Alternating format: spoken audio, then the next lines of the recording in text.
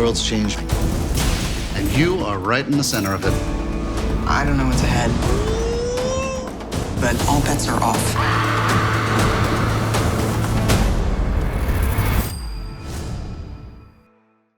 Conor McGregor posts essentially, what do you want to say, the DMs from an Instagram chat they had where he was asking for a series of things, BC, right? Diego Sanchez fight, certain dates, getting back out there, and you see this sort of back and forth discussion that he has with Dana. He posted on social media. Dana then says it's one of the dirtiest things you can do. It's a breaking of guy code, although I suppose it involves girls too. I don't know. Anyway, and then Conor took back to social media and he was like, bro, code was broken when you said I didn't want to fight earlier this year about Justin. You know, when you lied about me, the code was off. Okay, what the hell's going on here, BC? I want to get into the code part of it first.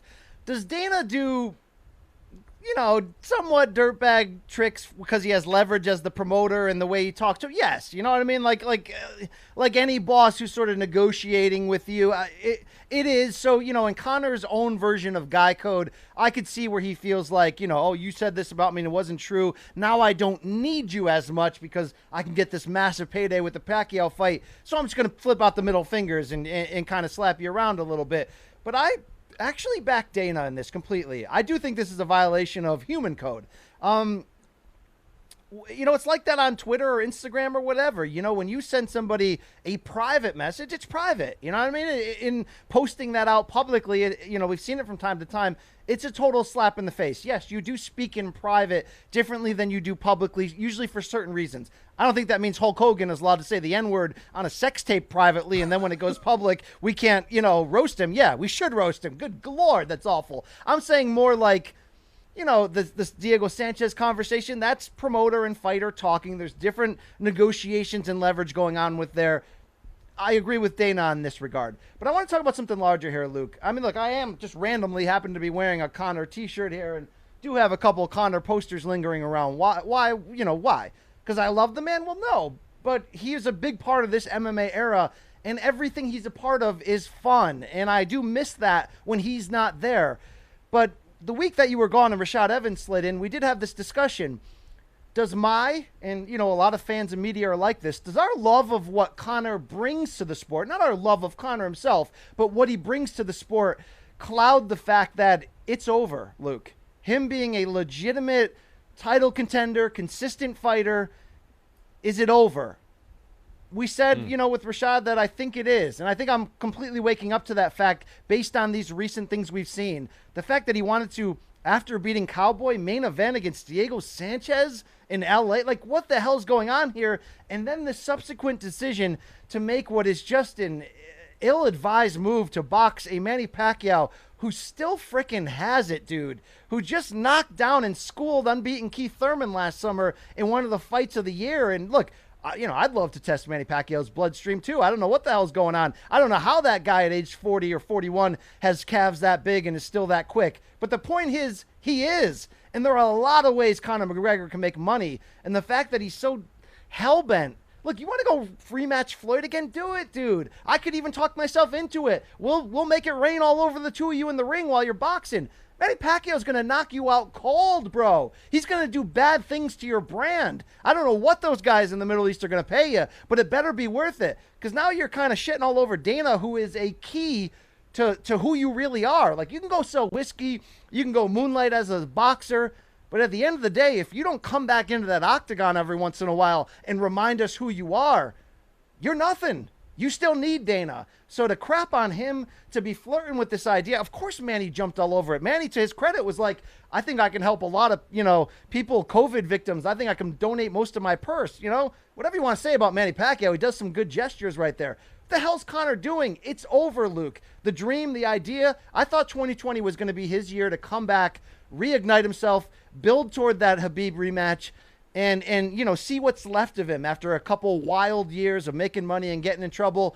But Luke Thomas, it is over. I have come to terms with that. I'm going to take this shirt off and rip it up. We had a good run. But, bro, we're going to have to carry you out of that Middle Eastern ring against the great Manny Pacquiao. Well, in the famous words from Stripes of Sergeant Hulka, lighten up, Francis. What are you talking about? Listen, I am perfectly willing to entertain the idea that these detours, the Sanchez potential detour, which I'm sure will not happen, and then the Pacquiao one, which might, I guess we'll have to see.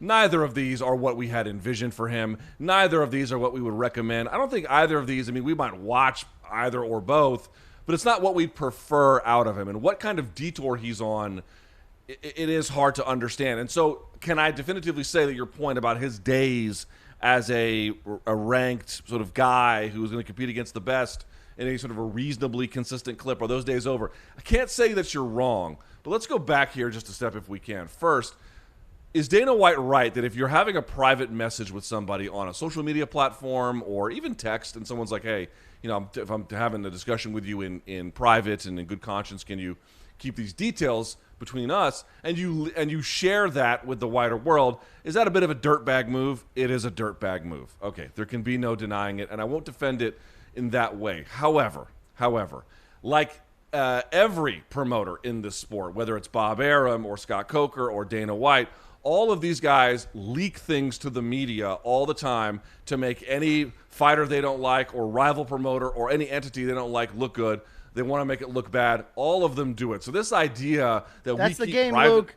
Let me The finish. game is the game. As Let me Omar finish. said, Let me finish. As Let me Omar said, the finish. game is the game, bro. Okay. Listen, you can't claim that what you're really interested in is private conversations when you're sharing private information to disparage people or entities that you don't like. And I get it might be the game. Well, get it. Welcome to the game. Conor didn't break any laws by doing this. He may have broken some understood agreement that there's nothing written, but still, he didn't break any laws. And which brings me to this point. We're talking about an organization in the Ultimate Fighting Championship that can't stand any criticism, that goes crazy when it happens, with Dana White going after Dave Doyle from USA Today MMA Junkie on Twitter for having an opinion that was frankly kind of innocuous. It was no big deal, and Dana White lost his mind. They put provisions in all their contracts that don't let you talk about pay if you're a fighter. We've been over this before, all the ways in which they try to muzzle any kind of information that they don't want to get out that could make them look bad. And then we're going to have these situations where we're going to go after Conor for leaking information that makes him look good. What they or not make him look good, but that certainly furthers the conversation, I think, a little bit in his favor, at least the way he sees it. Listen, here's the deal. You can have all of these formal arrangements by which you can stifle speech, but in the end, if you try and bully everyone into a code of silence and a practice of not really sharing details, somebody's going to come along that doesn't feel leveraged to do that. And I don't recommend doing this. I wouldn't do it. I think Dana has a point in saying you probably shouldn't, but it ain't written down. It's absolutely something he can do. Luke, you missed it here. You're still hold on. angry at Dana for whatever, and Dana's not What perfect. am I dude. angry at Dana for? He's done nothing to me. But I don't understand somebody that tries to find every which way they can with every party they interact with to either stifle criticism or stifle speech. And then when someone leaks something that you don't like, now you have the temerity to say, well, you owed me the honor of not doing this. Dude, if you want someone to not share details, put it in writing that they can't, because otherwise, first of all, if you share any of my DMs to you, including pics, you're done. First of all, number two, it'd be one thing if Conor came out and was like, "You guys don't understand. When Dana and I talk behind the scenes, it's different. He said this and this." Well, then it gives Dana a chance to say, "Oh, that's crazy." That's the game, bro. Okay, Dana is allowed to go out there and say false things, or certainly things that are insulting and make fighters look bad, and they're just supposed to take it.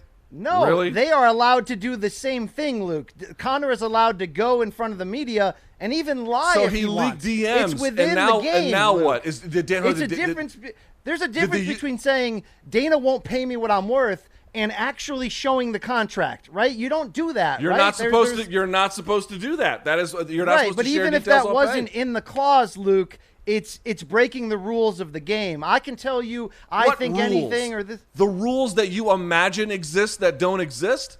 There's a That's code. the There's a rule? human code, Luke. I mean, look, do you have Conor- a lot of friends? Conor Luke? is You guilty of violate one that code thing. around your people, Conor it's is over. guilty of- This could Conor's be our guilty- last episode if you want to break the code. All right. Conor is guilty of one thing: the indecency of respect for a private conversation.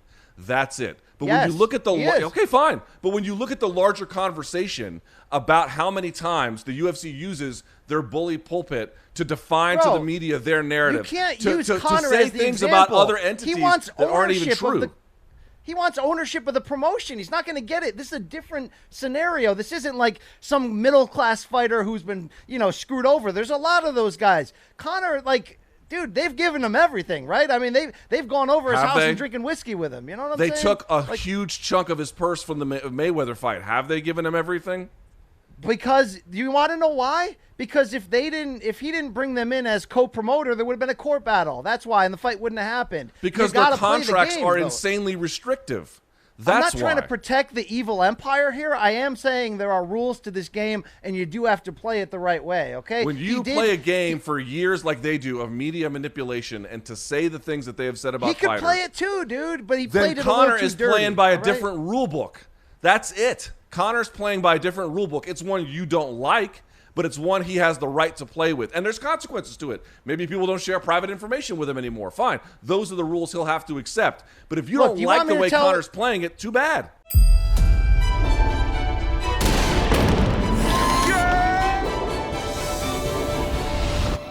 Are you in? This is our time.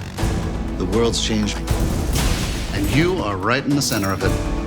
I don't know what's ahead, but all bets are off.